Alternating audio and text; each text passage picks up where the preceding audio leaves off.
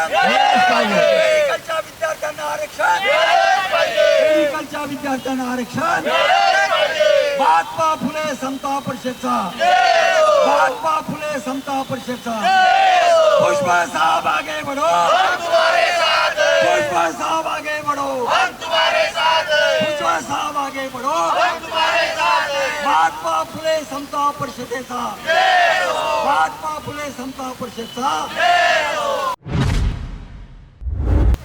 मुसलमानों का धर्म परिवर्तन हुआ ओबीसी में से, इसलिए बहुत सारी जातियां मुस्लिम धर्म में भी ओबीसी की है। वैसे तो पूरी जातियां 3743 जाति है ओबीसी में, लेकिन जो देख रहे हैं देश का चालक और मालक ही ओबीसी है, क्योंकि इसकी प्रसिद्धि है पूरे विश्व में। अगर ओबीसी जो है वो किसान है और उसकी प्रसिद्धि हमारा देश की प्रसिद्धि ओबीसी से ही है, लेकिन ओबीसी के साथ में हमेशा गद्दारी हुई। आज़ादी के बाद में जब संविधान बना, संविधान में 340वीं कलम डॉक्टर बाबा साहब अम्बेडकर ने ओबीसी के लिए नमूद किया। 341 कलम आदिवासी को और 342 कलम पिछड़े वर्ग के लिए, लेकिन 340 कलम पर कभी भी मतलब आवाज़ नहीं उठाई गई। और जब आयोग भी बने, आयोग ने सिफारिश की, लेकिन लागू किया नहीं गया। मगर देश में एक पंत प्रधान बने जनता दल के विश्वनाथ प्रताप सिंह, उन्होंने ओबीसी का आरक्षण लागू किया और कुछ थोड़े बहुत लोग, जैसे अभी हमारे अध्यक्ष बोलकर गए प्राध्यापक गमेश साहब के जैसे लोग, वो पीढ़ी तक के लोग मतलब नौकरी कर पाए। लेकिन आज तो सरासरी गद्दारी हो गई कि अभी जो भाजपा सरकार ने इसको ओबीसी के आरक्षण को रद्द कर दिया, और रद्द कर दिया उसके वजह से हमारे मेडिकल में जो हमारे बच्चे ओबीसी के जाने वाले थे वो नहीं जा पाए। राजकारण में भी उन्होंने स्थानिक संस्था में आरक्षण को रद्द कर दिया, तो बहुत सारी जगह उन्होंने ओबीसी की खाली करवा ली। तो इसीलिए आदरणीय छगन भुजबल साहब ने एक संगठन महात्मा ज्योतिबा फुले समता परिषद का एक संगठन बनाया, और वो संगठन के तहत हमारा संपूर्ण मतलब आंदोलन सारे महाराष्ट्र में शुरू है। उसका ये एक हिस्सा यहाँ है। आज हम लोग इसलिए यहाँ पे जाएंगे ओबीसी आरक्षण, जिसको हमेशा ख़त्म करने की कोशिश की गई है। केंद्र सरकार हो या महाराष्ट्र सरकार जो भी है, इनके हक अभी तक मिले नहीं है।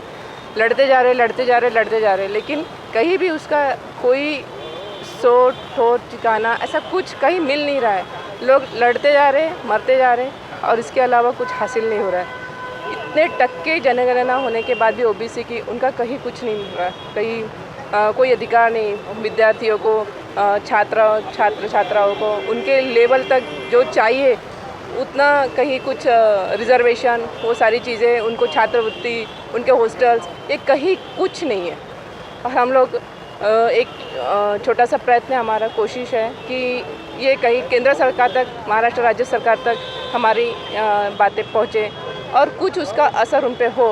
तो बेचारे यहाँ पे धूप छाँव में इतने सारे लोग ही बातें, इसके लिए अखिल भारतीय महात्मा फुले समता परिषद के जो हमारे फाउंडर सर है, अपने मंत्री, अन्न नागरिक पुरवठा मंत्री माननीय भुजबल साहब, उनके मार्गदर्शन में वो हमेशा लड़ा देते रहते इस ओबीसी आरक्षण के लिए, और हम लोग उनके पीछे, उनके साथ, उनके मार्गदर्शन में ये आंदोलन और कोशिश करते रहते हैं और कोशिश करते रहेंगे हमेशा, ताकि कहीं तो भी उनके कान में कहीं जू रहेंगे केंद्र सरकार के, और के जो वो कोशिश करेंगे ये कहीं खड़े ना हो, ये कहीं आगे ना आए, ये इनको कहीं कुछ मिलना नहीं, ताकि उनको, उनके कुर्सियों को, उनका इसका झटका पहुँचे, उनको तकलीफ हो करके वो आगे नहीं लें। लेकिन कहीं ना कहीं इसका असर होना चाहिए, यही हमारा प्रयत्न है, और वो आरक्षण मिल जाना चाहिए। इतनी उनसे विनती भी है, प्रार्थना है। अगर ये आंदोलन यहाँ पे सक्सेस नहीं हुआ या कुछ भी ऐसे हमको फिर पीछे करने की कोशिश की गई, बहुत ज़्यादा उग्र रूप ले सकता है। आज थोड़े प्रमाण में, थोड़े संख्या में काफ़ी लोग काफ़ी ज़िले से आए हुए, महाराष्ट्र हर एक ज़िले से कुछ 6-6, 5-5 लोग आए हुए हैं। अगर ये होता है तो पूरे महाराष्ट्र भर से लोग जमा हो सकते हैं। यहाँ नहीं तो मुंबई में, मुंबई नहीं तो हम दिल्ली जा सकते हैं, और पूरी तरह से हम जी जान लगा के कोशिश करेंगे और लड़ेंगे ओबीसी के लिए, और आरक्षण लेकर रहेंगे। जय ज्योति, जय क्रांति। धन्यवाद। फुले समता परिषद की ओर से यहाँ पे ओबीसी जनगणना करनी चाहिए, इस मांग लेकर या ठिकाणी आंदोलन हो रहा है। जब तक ओबीसी की जनगणना होती नहीं तब तक ओबीसी को अपने घटनादत्त अधिकार है वो मिलेंगे नहीं। जब तक ओबीसी कितनी है, कितनी लोक संख्या है, ये जब तक जानेंगे नहीं तब तक उनको नौकरी में, शिक्षण में, बजट में कोई भी हिस्सा मिलने वाला नहीं। और हम ये नहीं बोल रहे, ये जो भारत सरकार का जो ओबीसी आयोग हुआ, मंडल आयोग हुआ, सुप्रीम कोर्ट हुआ, सर्वोच्च न्यायालय, इन सभी ने कहा कि जब तक ओबीसी की जनगणना होती नहीं, आंकड़े आते नहीं, तब तक हम उन्हें न्याय नहीं दे सकते। और ओबीसी की जनगणना होनी चाहिए, ये हमने नहीं, हमारे जो पंतप्रधान नरेंद्र मोदी जी जो नियोजन आयोग के सदस्य थे, गुजरात के मुख्यमंत्री के रूप में मनमोहन सिंह पंतप्रधान थे, उस वक्त जो ठहराव हुआ उसमें खुद नरेंद्र मोदी ने कहा कि ओबीसी जनगणना होनी चाहिए और वो जनगणना जब तक होती नहीं हम स्वस्थ नहीं बैठेंगे, और उस ठहराव के ऊपर उनकी सही है। इतना ही नहीं, 31 अगस्त 2018 को जब नरेंद्र मोदी पंतप्रधान थे और उनके गृह मंत्री थे राजनाथ सिंह, उन्होंने घोषणा की थी कि 2021 में हम ओबीसी की जनगणना करेंगे। आप देखिए उस वक्त बड़ी बड़ी क्या था कि ओबीसी की जनगणना करेंगे, हमको भी लगा अच्छा हो रहा है। और जैसा ही 2019 की चुनाव हो गया और सत्ता पे आ गए, अमित शाह गृह मंत्री बने और बाजी पलटा दी कि नहीं, हम ओबीसी जनगणना नहीं करेंगे, हम ओबीसी को आरक्षण नहीं देंगे, हम ओबीसी को कोई सहूलत ही नहीं देंगे, ऐसा उन्होंने कहा। और इतना ही नहीं कि हमारे जो ओबीसी के एमबीबीएस के जो लड़के थे उनको जो 27% आरक्षण मंडल आयोग ने और सुप्रीम कोर्ट ने दिया, अब इन्होंने जो ऑल इंडिया कोटा रखा है उसमें से इन्होंने ओबीसी मंत्री बनाया, मंत्रिमंडल का ओबीसी मंत्रिमंडल है, मंडल आयोग का मंत्रिमंडल है। और ओबीसी का जो ही मंत्री जो बनाया शिक्षा मंत्री, उसके हाथ से उन्होंने 23 जून को एक जीआर निकाला कि नीट परीक्षा में, एमबीबीएस परीक्षा में ओबीसी के आरक्षण नहीं रहेगा। बतौर पर एससी को 15% आरक्षण है, एसटी को 7.5% आरक्षण है, जो 10% आर्थिक आरक्षण उनको भी आरक्षण दिया, लेकिन ओबीसी का आरक्षण ख़त्म किया। इसके बाद जब 20 जुलाई को लोकसभा में प्रश्न सवाल पूछा गया कि ओबीसी जनगणना होंगी क्या, उस वक्त मोदी सरकार ने जवाब दिया कि हम ओबीसी की जनगणना नहीं करेंगे, ओबीसी की जनगणना करने की हम कोई ज़रूरत नहीं।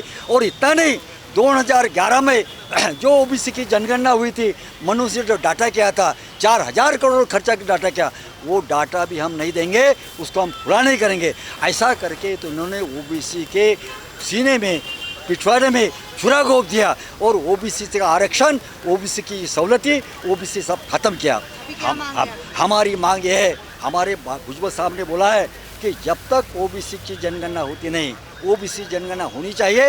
ये खुद नरेंद्र मोदी ने बोला था, उनके सरकार ने बोला था, सुप्रीम कोर्ट बोला है, वो ओबीसी जनगणना होनी चाहिए। हमारे विद्यार्थियों का जो आरक्षण रद्द किया, मेडिकल कॉलेज के विद्यार्थियों का जो आरक्षण रद्द किया, वो आरक्षण हमें मिलना चाहिए। स्थानिक स्वराज्य संस्था मतलब जो डाटा उन्होंने दिया, जो आरक्षण रद्द किया, वो हमें मिलना चाहिए। हमारा स्थानिक स्वराज्य संस्था का आरक्षण, हमारे मेडिकल कॉलेज का विद्यार्थियों का आरक्षण, हमारी जनगणना जब तक होती नहीं तब तक आंदोलन करें और ओबीसी जनगणना होनी चाहिए। यही हमारी प्रमुख मांग है, महात्मा फुले समाज की मांग है, समस्त ओबीसी समाज की मांग है, और उसके लिए हम लड़ेंगे। और जब तक होती नहीं तब तक किसी भी भाजपा के नेताओं को हम सभा में जाकर सवाल पूछेंगे कि तुम ओबीसी की जनगणना करते नहीं, हम सभा होने देंगे नहीं।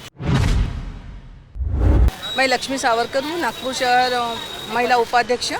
भुजबल साहब के मार्गदर्शन में हम काम करते हैं और रेखाताई कृपाले हमारा अध्यक्ष हैं, नागपुर शहर के अध्यक्ष हैं। ये जो ओबीसी की जनगणना क्यों ज़रूरी है, क्योंकि आज यानी 400 जाति उसमें आती है, लेकिन उसके प्रमाण में आरक्षण मिल नहीं रहा है। इसलिए हम अपने हक के लिए लड़ रहे हैं। जैसे बच्चों को शिष्यवृत्ति मिलना चाहिए, उनके लिए हॉस्टल की सुविधा होनी चाहिए, और जो यानी नौकरी में भी आरक्षण होना चाहिए। यूपीएससी एमपीएससी के जो विद्यार्थी हैं उनको भी आरक्षण मिलना चाहिए। ऐसी हमारी बहुत सी मांगे हैं। और अपन देखते हैं कि जिसकी जितनी संख्या भारी उसकी उतनी भागीदारी। आज बहुत सी जाति उसमें आती है ओबीसी में, फिर भी आरक्षण से वंचित है। तो हम अपने अधिकार के लिए लड़ते हैं और लड़ते रहेंगे आगे भी। जब तक हमारी मांगे पूरी नहीं होती तब तक हम अपना आंदोलन करते रहेंगे। अखिल भारतीय महात्मा फुले समता परिषद की तरफ से यहाँ पे हम लोग सब इकट्ठा हुए आंदोलन के लिए। ओबीसी को आरक्षण मिलना चाहिए, इसीलिए हम लोग यहाँ पे सभी एकत्रित हुए हैं।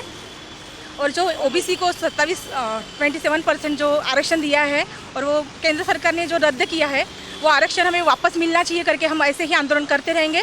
और ये तो अभी हमारे पीछे इतने लोग हैं, इससे कई ज़्यादा बढ़कर लोग यहाँ पे उपस्थित होंगे और हमारा जो हक है, जो आंदोलन करके हमको लेना है ओबीसी का, वो हमें चाहिए।